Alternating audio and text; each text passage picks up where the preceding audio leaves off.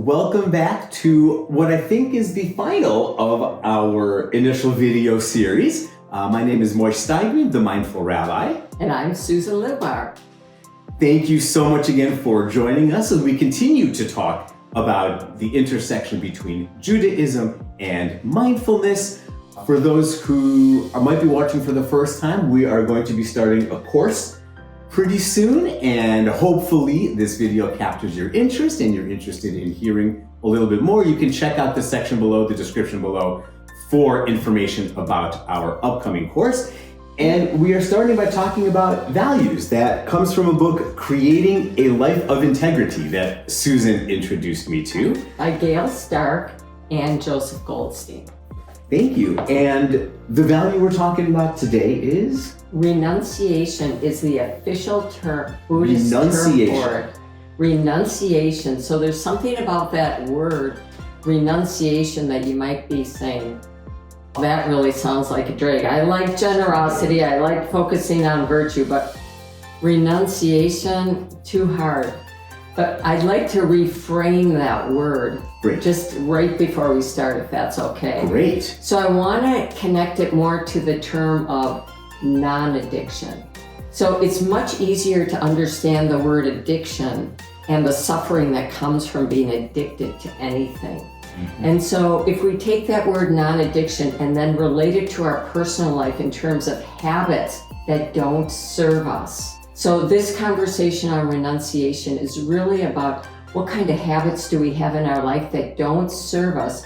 What are we getting from them? And how can we think through those patterns differently to reorient our behavior?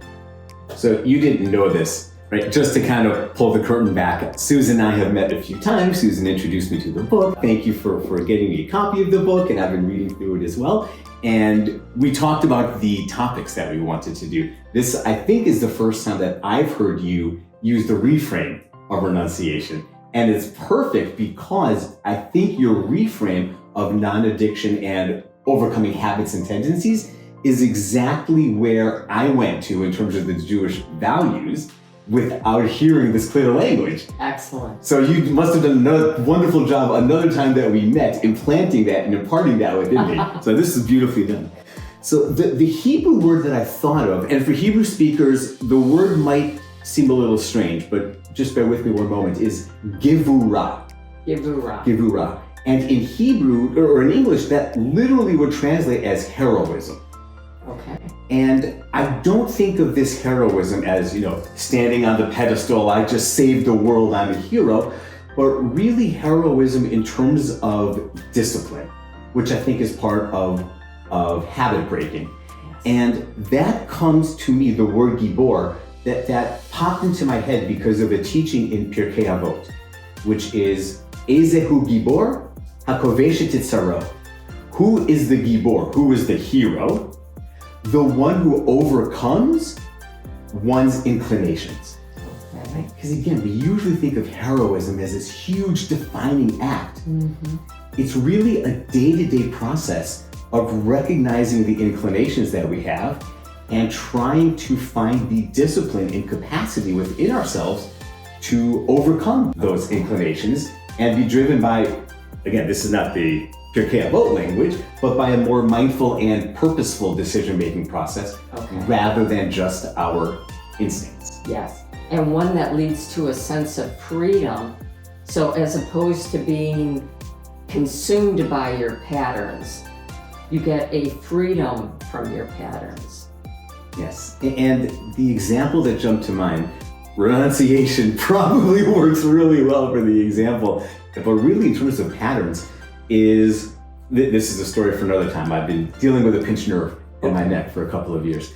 And I've tried a whole host of different ways to work on that, from the physical, from the mental. I also met with a gut specialist. And as a gut specialist, she is wont to say that everything starts from the gut. And once again, Susan, you proved your prescience because you talked about being consumed by something. And the example that jumps to my mind about how I'm renouncing something is actually through my food choices, through the food that I've been consuming and that I've been eating. I've been dealing with a pinched nerve for a couple of years. And I've done a whole wonderful plethora of physical things to help deal with the pinched nerve. It's been a whole long story. That's a story for another time. And recently, a few months ago, I went to see a gut specialist. And among other things, one of the things that she says is that some of the foods that we tend to eat are inflammatory foods. So her belief, because I really plateaued in terms of how my pinched nerve is healing with all the physical work that I was doing. So she was saying by eliminating some foods that we normally eat that are inflammatory foods, it might relieve some of the pressure on the nerve. Interesting. Yes, makes a lot of sense. So then she said, that's gluten, dairy, and sugar. That's a lot of different foods that we eat during the day. Yeah, there's probably at least one of those in 80% of what we eat. 50%, 90%, who knows? So that's pretty much, if I was already thinking about the foods I have in my house, and besides the fruit and vegetables, that's most of the food in my house. So eliminating gluten, dairy, and sugar. And my first thought actually was, I can do that for a short time. That was actually my first thought. Okay. But still, that's an effort. That's still an effort. And I think Gevurah and renunciation, though, it's more about really a habit than it is just a short-term thing. Because we as people can do something for a short time. And so in my head, I'm thinking, how long do I need to do this for? Is it going to be a couple of weeks or a few weeks? So I asked her, for how long should I be doing this? And she gave me an answer, which I still kind of dread, right? Even saying it. This is months ago. This is early May when I met with her. It's now September 23rd. She said, until you're healthy. I'm thinking to myself, I'm 47. Like, I've had these aches and these pains and everything for like pretty much my entire life. Like, I've been dealing with acid reflux for 20 years. Like, I'm never going to be healthy. So in my head, I'm like, this is impossible because I can't eat these things for the rest of my life. So her immediate response, and I think I probably said something as dramatic as that. Her immediate response was like, no, you can do this. We'll get you healthy.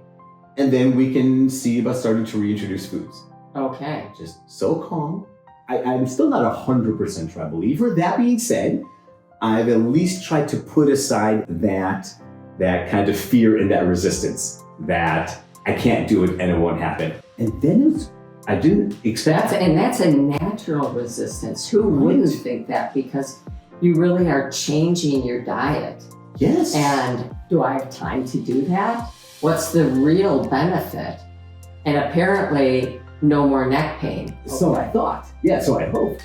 And again, like the real fear though was like, what do I eat? I mean, something that we take for granted every day. Like, literally, what do I eat? How do I give myself enough healthy sustenance throughout the day? How do I have a balanced diet?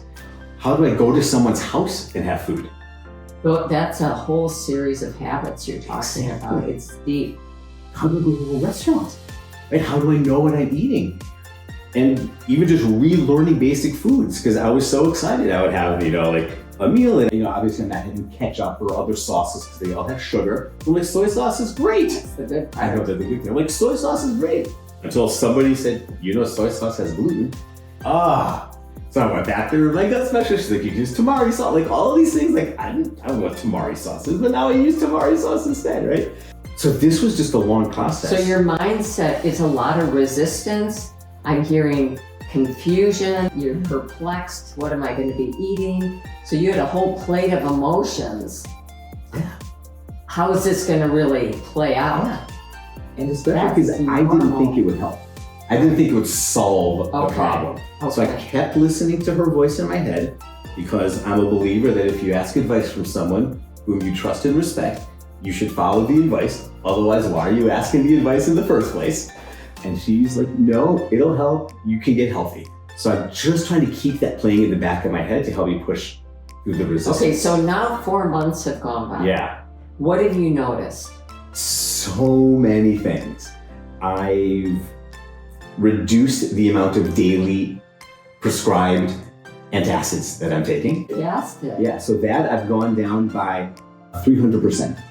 So that's a lot of freedom, right? Yeah. Because you're not attached to having those, Yeah. whatever that to the prescribed antacid medicines. was. I'm still taking some more OTC things, but my Okay. doctor said better to take some more OTC things than the prescriptions. So that's great. I'm not 100% sure the impact on my pinched nerve in the neck. I think that's still at a bit of a plateau, but I've also had like a bad back for a long time. For the first time, I have to say in decades, because I can't recall the last time, I can actually like sleep through the night. Because normally I'd wake up about every 90 minutes, like every REM cycle because of my back pain, and have to rotate or stretch. Like I'd be fully awake, rotating, stretching, different sleep positions. Now I can almost sleep through the night. Congratulations. From time to time. Yeah. That is liberation. It's huge.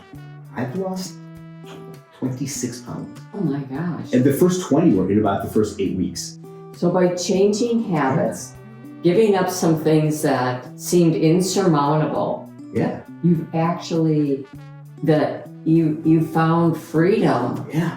for lack of a better word. That's the word that's used by studying this one thing of giving something up. I feel better. That's incredible. And then the final piece is, one of the other things that she was saying is that stress in particular adds a lot of cortisol to the body, right? Which is a lot of inflammation. And like, I know that when I feel stressed, I carry it here. Okay. So I have no idea what the connection is between constantly doing this and creating a pinched nerve. I don't think it's a one-to-one connection. That being said, I can't imagine this is nothing. I have to imagine it's a significant part. So I've also started working with a mental fitness coach. And I'm happy to share who it is at some point if anyone wants a reference. She's remarkable. Started working with What is a mental fitness coach? The idea being that our body has muscles. So we go to the gym to work out and strengthen our muscles. The mind is also a muscle. Okay. And we can train or retrain the mind and really work it out to work out the mind muscles that are going to help us be more mentally fit.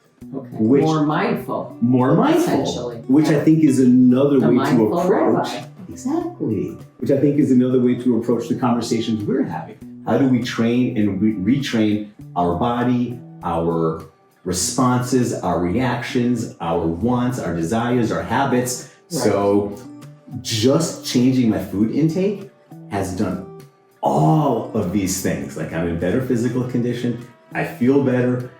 I'm going to say words I don't usually like saying out loud. You know, I'm proud of myself for doing this. That's integrity. That's what leads to having more integrity, which is the overarching concept of the class. Can I share a couple things that other people might want to consider? Please. Patterns that we get trapped into. Okay, I want a better partner. I want more shoes. I want a deeper meditation or a deeper spiritual life. Yes. I want more money. I want to be more compassionate. Yes. I want a new car. It's like, I want. So it's enchanting and it's motivating. I want to do this. But sometimes it gets us into a pattern where we get it and then, boom, we want it again. Yeah. So that, again, going back to that concept, it consumes us. We're no longer the consumer. And renunciation can play that valuable role where, to use your example, I want this food and that food and this food. And you do at the time, but afterwards, then you don't feel as good. Right. So there's times where giving things up, changing your habits, sort of becoming unaddicted to a pattern, can really serve to provide a lot of liberation, that mental fitness, that mental freedom. Yeah. So, and physical freedom too. And, spiritual, energetic. Exactly. Yeah. This is a great topic.